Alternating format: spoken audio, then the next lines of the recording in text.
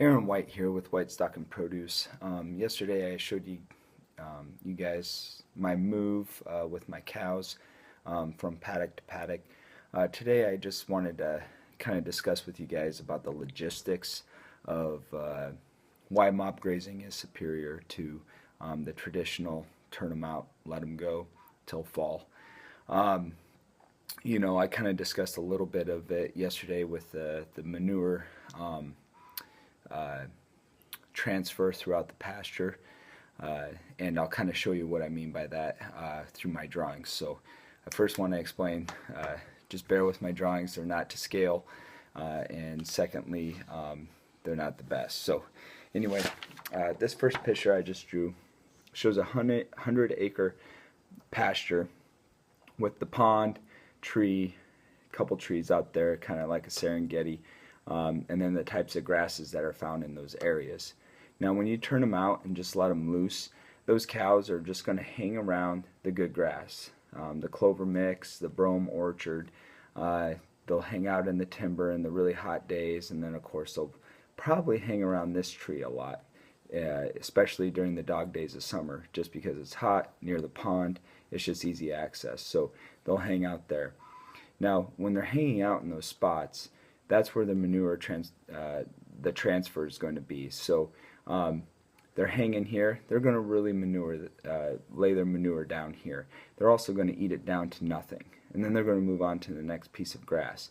So, and when this starts to come back up, they know it, they'll come right back to it and eat it down to nothing. Now this is doing nothing for the plant. The plant kind of needs the ability to kind of recharge itself. Like when you get injured, you need to take rest and rehabilitate yourself so that you can be fully functioning at 100%. Same with the plant. You chop a plant off, it needs time to rest. And when you don't give that plant rest, you're actually hurting that plant. So if they're hanging out in the clover mix here in this part of the pasture and they just eat it down to nothing, you're really hurting that area. And this gives other plant species the ability to come in and kind of take over this area. Now we all like this type of grass because high in protein with the clover and so forth, and you'd hate to see that go. And so they'd hang out there, eat it down to nothing. And then as you see, we got some fescue here. Now my cows, if they don't have to eat fescue, they're not going to. Now fescue is a good feed source, but there's also some problems with it as well, but it's a good feed source. They're not going to want to be here and eat it. They're going to go straight over to here, eat on this stuff, do the exact same thing what they did over here. Now I got the timber down here. They'll rarely go in the timber. There's not a lot in there. They'll go in there probably to hang out during the middle of the day, but for the most part, it's not even worth attempting to do anything with. And then the shrubs and small trees, they don't, they'll eat around it, but they want these two pieces of grass, okay? And they eat it down to nothing. They'll just go right over here, skipping the fescue. So the idea is with mob grazing or even rotational grazing is to put them in certain paddocks and make them eat that grass and then move them on to the next one. All right, so that's the idea with that. Now down below here I kind of did a formula. Typically around my area, a lot of farmers, ranchers, they do the stocking rate at about 2.5 acres per cow-calf pair. So that, with this 100 acres, would give us 40 cow-calf pairs. All right, and that's typical for 100 acres, 40 cow-calf pairs to feed on the grass. Okay, so yeah, 40 cattle in here, going from wherever they need to go to get what they need. And they're mainly going to hang out here and here, dog days of summer here. Manure distribution is not getting placed here. It's just, this is basically going to waste. You're not getting anything out of that. All right. My second model here that I drew up, now bear with it, it's going to look like a spider web, but I got to explain how this goes. Okay, same exact drawing. All right, it's different. First one that I drew up was these small little squared. I squared it up, and that'd be like your rotational grazing. So I split it up into 17 paddocks, and it'd be roughly, it was like 5.8 acres, so I just rounded up to 6 acres per paddock. All right, I kind of blocked off the timber. I would turn them out into there just as a one day go through, forage what you can, eat, you know, shrubs, whatever you can, before I turn them out to something else. Well, 17 days, or excuse me, 17 paddocks. I wouldn't rotate them every day. If I did the rotational grazing on this, I would keep them in there for an extended period of time. Probably with me, how I rotate, they'd be in each paddock being at 6 acres. I'd probably keep them in there about 5 days each. So they'd get around 17, except for this one. This would take away 5 days. I'd only have them in there for maybe 1 or 2 days at max. But anyway, so we can see 5 days per deal. I'm right back where I started in less than about 2 months. Okay, and so just over a month and a half, I'd be right back to where I was started. Okay, now with this is better than the traditional way, just turning them out and foraging. This way at least makes them eat what's in front of them. But even in this model, they'll eat whatever they like to pick and choose, unless they're forced to eat it. Now if you really look at it, I broke it down even into smaller paddocks. Now I broke it down into a half-acre size paddocks, and it gave me 204 paddocks. Okay, so 204 paddocks, as you can see, and they're half acres. All right. Now I traditionally go with 1/4 of an acre, so this is just even a still larger scale than what I would do. But I have in that, as you can see, 12 half-acre paddocks in that 1/6 acre. All right. So with mob grazing, it gives me 204 paddocks. Well, if I do 1 acre a day, which would be a half-acre morning, half-acre at night, so 1 acre a day, it would give me 102 grazing days on this 100-acre plot. I gained 2 days, not counting the timber over here. All right. So this is huge.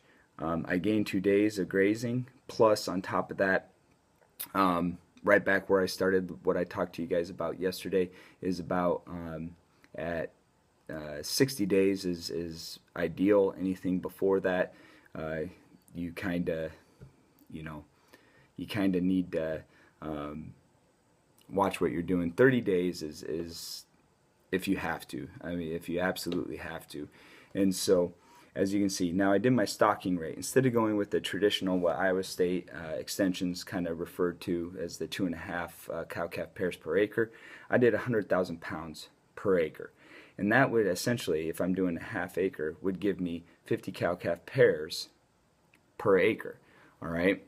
So as you can see, I increased my stocking rate by 10 cow-calf pairs, and on the second note, it's taking me 102 days to get through this. So that's a pretty good rotation that you got set up. It's more ideal. It is more intensive. I do say that a lot of farmers, they're like, why in the world are you doing, going out there every morning and every night to move them? Well, it's not just what it boils down to is land stewardship. With this model, I am controlling what the cows are eating and where they're placing their manure. All right. So as we can see, I turn them out into here. I would push them up to this paddock right by the pond, and then I'd work back, and then I'd come back here, work back, and then I'd move on to the next paddock. All right, because they need that fresh water. Now that's without the portable watering system that I had in one of my other videos that I showed. But the idea here is I'm controlling what they eat. Okay, so when we get up to the clover pasture mix, yeah, they're going to excel on that. They're going to eat that down as much as possible. Are they going to eat it down to nothing? No. They're actually going to give that paddock rest. By the time we get back through again and hit this, that thing's going to be lush as it was when we first started. Okay, so the idea is I control what they eat. When we get down into fescue, as you can see, they're going to be, they're going to have to eat it. And when you force them to eat something, they're going to eat it. Now, just like you put a candy bar or a piece of broccoli in front of you, which one would you prefer to eat? Okay, and I usually say that to people on a course they look at me like I'm crazy. So It's like, all right, put it in front of a child. If you put that candy bar or broccoli in front of a kid, like my son Bronson, he's going to want to eat the candy bar. Okay? Just like a cow. They want the things that taste good. Now, all things out there, they're nutritious in some way for the cow, unless they're poisonous, obviously. But they're nutritious in some way to the cows. So when you force them to eat the broccoli, like we have to force Bronson to eat his broccoli for supper, we're getting them what they need. And it's still nutritious, all right? Now, candy bar obviously isn't nutritious, but that's just a little extreme. But it's this idea, you got to think outside the box. My math might be a little messed up, but you get the general gist of it. That's how it works. One thing I do also want to say is thinking, like being a progressive farmer is you got to think of new ways of doing something. Why are we doing it this way? Okay, so we can come home and take an afternoon nap. Whatever the case is, I don't know. I like my naps personally, but it's this idea that in order for you to get better land, you have to work for it. And by me focusing the manure on one spot, I'm going to make that land better than what it was, and I'm not overgrazing it. Okay, with 102 days rest, that's not overgrazing. Okay, overgrazing is turning the cows out and they overgraze an area. That's overgrazing to me. I want to keep that clover mix. So I'm going to let it rest, rejuvenate, and get itself back to normal. There's a story that I heard, I believe it was Joel Salatin told it a while back, and it was a story, it was a family, Thanksgiving, and they were out, and this little girl, she was helping her mom get the turkey ready, and the mom gets the knife out, cuts the turkey in half, and the little girl goes, "Mom, why do we cut the turkey in half?" The mom's like, "Well, I don't know, that's what my mom used to do. Why don't you go ask Grandma?" So the little girl goes into the living room and is like, "Grandma, why do you cut the turkey in half?" And the grandma sits there and thinks for a second, and she's like, "I don't know. That's what my mom did." "Well, she's not alive, so you'll have to go talk to my aunt." So the little girl goes over to her and asks her great aunt, "Why did you guys cut the turkey in half?" And she goes, "Because the turkey wouldn't fit in the oven." All right, now we know, I can break this down and through the story and say our ovens can fit turkeys. So why does this family cut it in half? It's because we don't question why we do certain things, and I think we need to do that. We need to ask questions of why we're doing it the way we are. Is there a better way? All right, so I want you to leave you with that story. Think about it. And I hope that gets your mind thinking about your operations so that you can better improve your operation so that it is sustainable and that you will be a steward of the land and you'll rejuvenate the land and make it better than what it is. Okay? Another quote that I heard, I don't know who said it. I kind of looked it up trying to find out who said it. Never could determine who it was, but the quote goes, "We don't inherit the lands from our parents. We borrow them from our children." And that's a driving force in doing what I do, is because I want to leave the land better than what I found it. And that should be all farmers and all ranchers' #1 goal. So I hope you take what I kind of shared with you guys today. Like I said, my math might not be perfect, but it'll still be, you'll still see it is better than the traditional method of turning them out and letting them go. And even versus the rotational grazing, where you turn them out for a few days or so and then moving them to a new paddock. It's got to be intense. It's got to be intense. You want intense results, you got to be intense in your management. So thanks for watching. I hope this helps you all out, and happy farming. Thanks.